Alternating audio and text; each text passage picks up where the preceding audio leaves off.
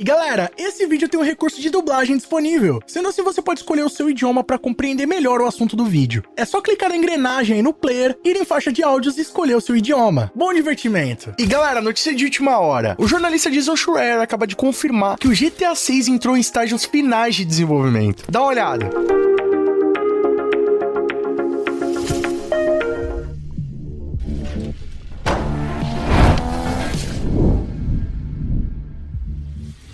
E aí pessoal, tudo bem com vocês? Sunnyplayer aqui outra vez e galera, agora no dia 28 de fevereiro, finalizando o mês da melhor forma, o jornalista Jason Schreier publicou no portal Bloomberg a confirmação que a Rockstar Games iniciou os estágios finais de desenvolvimento do GTA 6. O que é uma excelente notícia e indica que quanto antes a gente vai estar recebendo o lançamento do jogo. Mas aí, vocês estão curiosos para conferir mais detalhes sobre essa notícia? Então fica ligado aqui no vídeo de hoje que eu vou estar comentando todos os detalhes para vocês. Mas antes, não vacila, chega deixando o like pesado para fortalecer e clica aqui embaixo no botão inscreva-se que é de graça e fica ligado em todas as novidades do GTA 6 e muito mais aqui no canal. E bom, rapaziada, depois de alguns meses sem notícias oficiais a respeito do GTA 6, agora tem uma novidade que pode ser considerada praticamente oficial. Isso porque ela veio diretamente do portal Bloomberg, mais especificamente postada pelo jornalista Jason Schreier, que já é um personagem conhecido da comunidade da Rockstar Games e que possui bastante credibilidade nas suas notícias. Isso porque ele já comentou alguns dos detalhes a respeito do GTA 6 que foram confirmados, entre eles o fato do jogo possuir dois protagonistas, sendo ele uma personagem feminina, né, com características latinas. Ele também foi um dos jornalistas responsáveis por denunciar algumas práticas de exploração dos funcionários que rolava na Rockstar Games antigamente, na época em que ele atuava no portal Kotaku. E mais recentemente, no dia 7 de novembro, ele também fez uma matéria confirmando que a Rockstar Games iria anunciar o GTA 6 ainda aquela semana. E bom, um dia depois, mais ou menos 11 horas da manhã, foi quando a Rockstar Games confirmou que o GTA 6 estava em desenvolvimento e que em breve a gente estaria recebendo o trailer oficial, né? Foi naquele dia que eles confirmaram que o trailer estaria chegando em dezembro.